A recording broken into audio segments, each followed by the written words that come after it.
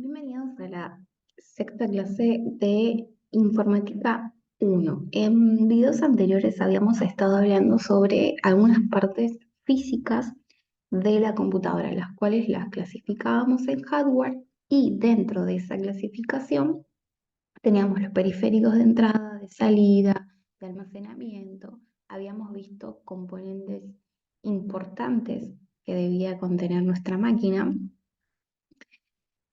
Y lo que vamos a enfocarnos en este video es en la parte más lógica de lo que es lo que componen a la computadora.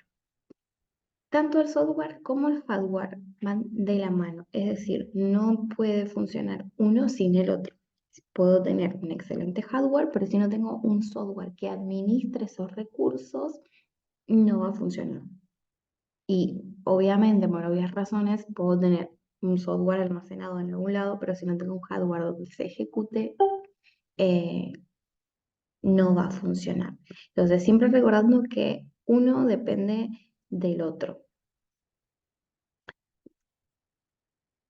Pasándolo a un ejemplo bastante práctico, podríamos decir que el hardware son los huesos de la computadora y que el software es más los pensamientos, ¿sí? Por eso se habla de parte lógica y de parte física. El software es un conjunto de programas, instrucciones y datos que permiten que una computadora realice tareas específicas, ¿sí? Es la parte no tangible de un sistema informático y a su vez, así como en el hardware, también tiene sus clasificaciones, ¿sí? El software es un conjunto de instrucciones, ¿sí? Que fueron creados a través de lenguajes de programación. Dentro de lo que es software tenemos clasificaciones. En dos o tres grandes grupos dependiendo de cómo los agrupemos. El primero y el más importante es el software de sistema, ¿sí? Que es el que proporciona una base para que la computadora funcione correctamente. Es el encargado de administrar eh, los recursos de mi computadora. Ya vamos a ver a qué nos referimos con eso. Y dentro de este software de sistema entran los sistemas operativos, ¿sí? Los más conocidos, Windows, Linux, Mac OS, ¿sí? Son los sistemas operativos más conocidos. Android también es un sistema operativo, pero las computadoras no vienen con Android, sino que son sistemas operativos para celulares móviles. Luego tenemos, por ejemplo, dentro del software de sistema, los controladores de dispositivos, ¿sí? Que son los encargados de que el hardware interactúe con el sistema operativo. Los famosos controladores. Tienen otro nombre que no recuerdo ahora cómo se llaman estos controladores. No recuerdo el nombre. Pero son, por ejemplo, estos controladores de dispositivos son los encargados, por ejemplo, de que la placa de video funcione, que me permita reproducir algo correctamente con buena calidad, que el teclado sí esté conectado o responda cada vez que lo usamos para escribir, sí, estos control, no recuerdo, tienen otro nombre, pero ahora no me sale. Son los encargados de que el hardware funcione correctamente y de que el software entienda las instrucciones que nosotros le mandamos desde el hardware, porque nosotros ejecutamos las instrucciones a través del hardware, ¿sí? No es al revés. Obviamente, cuando escribimos, cuando hacemos clic, cuando pedimos algo, lo hacemos a través del hardware. Entonces, ese hardware tiene que estar conectado correctamente con el software y lo hace a través de estos controladores de dispositivos, ¿sí? Por ejemplo, que podamos conectar un auricular a Bluetooth, que podamos conectar nuestro celular a través del cable USB, todo eso tiene controladores, ¿sí? Que reconocen esa conexión y lo ejecutan a través del software. Luego tenemos otra clasificación de software, son software de aplicaciones o aplicación, ¿sí? Que son los que cumplen una tarea específica. si bien el software de sistemas cumple varias funciones porque controla la mayoría de los recursos de nuestra computadora, el software de aplicación solamente cumple una tarea en específico, ¿sí?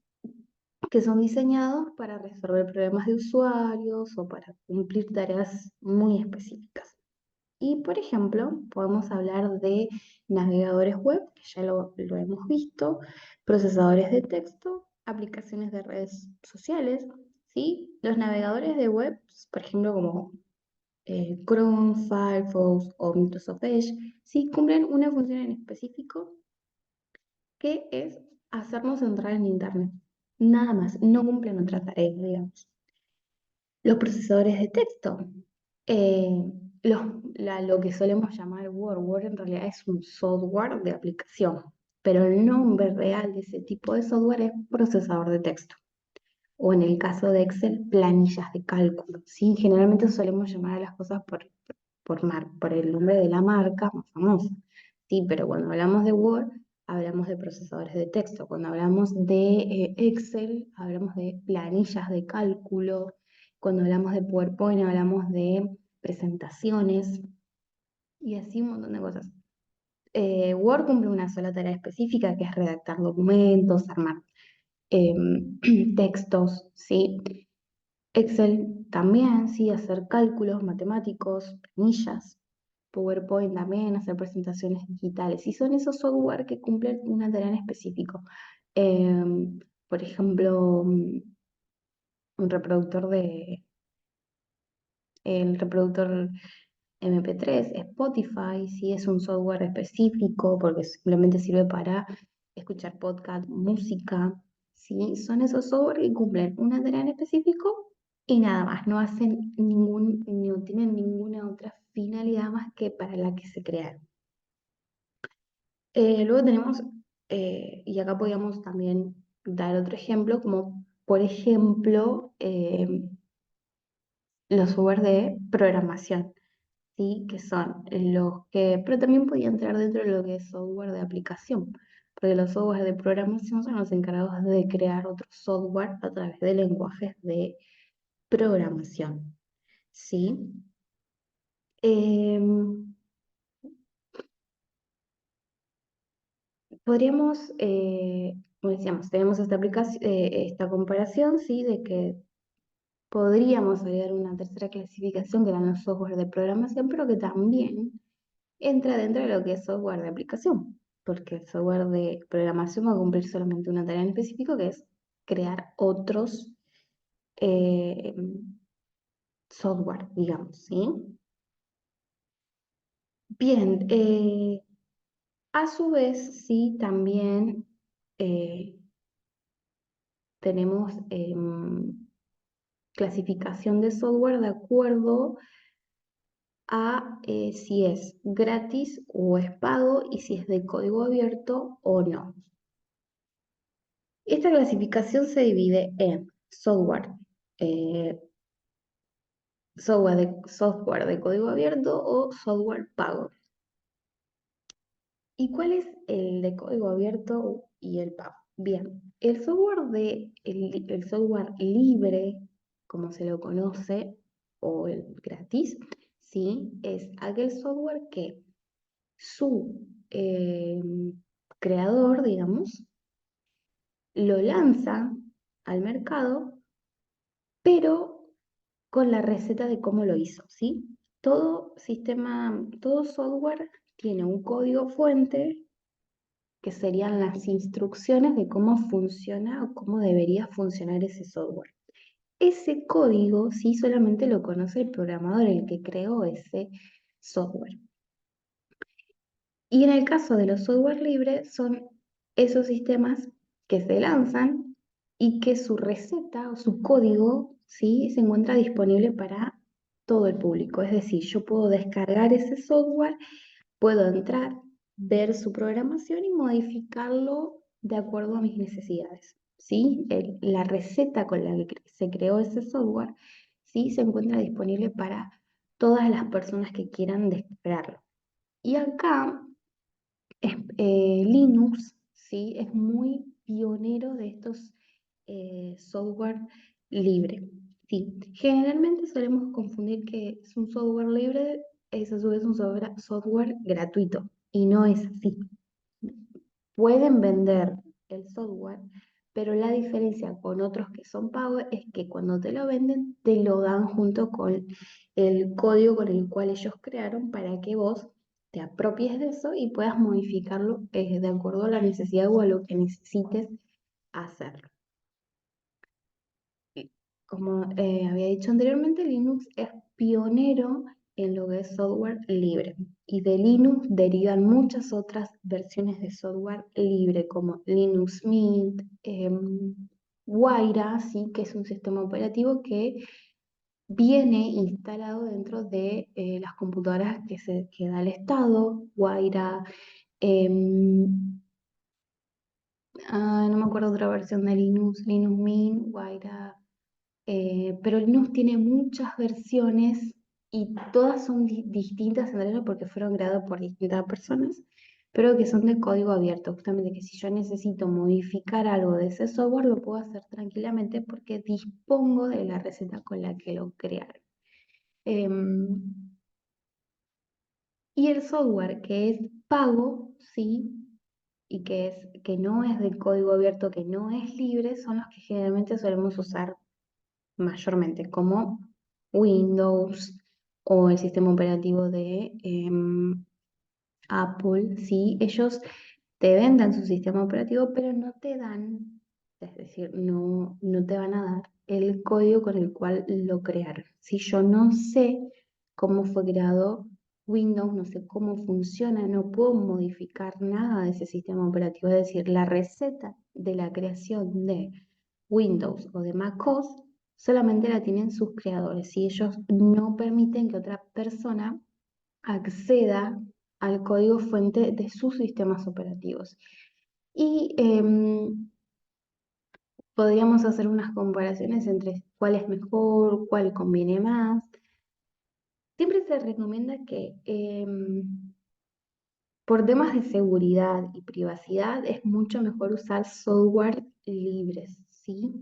Porque en el software libre yo puedo ver, entrar en su programación y ver si recauda datos personales míos, cómo funciona, qué hace con los datos que recauda, si los envía a algún otro servidor. En cambio, el que es pago, el que es privado, sí, yo eso no lo puedo hacer. Yo no puedo saber si en el software privado se recolectan datos míos, si se envían a algún tercero en cuestión. No puedo ver, es como una caja negra, no sé cómo funciona. ¿Sí? Pero siempre terminamos usando los que son más populares, que en este caso es Windows, y el que se puede comprar una MacOS. Em, la,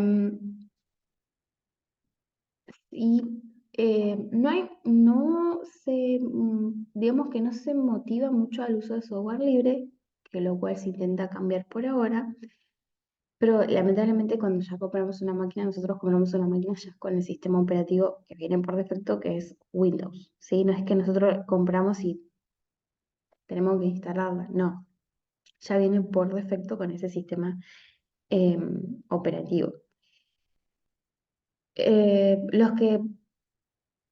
Los que tienen la posibilidad de cambiar a un sistema operativo libre, sí, la interfaz, es decir, cómo se ve, cómo se usa, es exactamente igual a la de Windows, no difiere mucho. Tema, por ejemplo, hay una ventaja que un software libre tiene por sobre los que son pagos y privados, y es que no, la mayoría de los software libre no son atacados por virus informáticos, ¿sí? En cambio, los que son de pago, la mayoría sí necesitan como, bueno, los antivirus, protección, firewall, sí, para proteger los datos del usuario. Porque la mayoría de los virus van enfocados a estos sistemas operativos privados, ¿sí? Por ahí el software libre, como hay tantas versiones, hay muchísimas versiones creadas por otros usuarios de software libre usando la base de Linux, que digamos que no hay, no son propensos a los ataques de virus informáticos. ¿Sí? Eso es una ventaja bastante importante que tienen por sobre los software que son pagos, digamos. Em, y más o menos ahí serían lo que son las clasificaciones de los software. Siempre recordando software de sistemas, software de aplicación, si queremos también podemos software de programación. Software de sistema, recordar que es el que administra los recursos del hardware, es lo que conecta software con el hardware, no, es lo que conecta al sistema operativo con el hardware, ¿sí? Los controladores también entran dentro de este software de sistema. Los software de aplicación son los que cumplen una tarea en específico, ¿sí? Fueron creados para hacer una sola cosa y nada más, ¿sí? Solucionar problemas, facilitarnos tareas, etcétera. Y también, si queremos, podemos software de programación, que son los que se usan para crear otros software.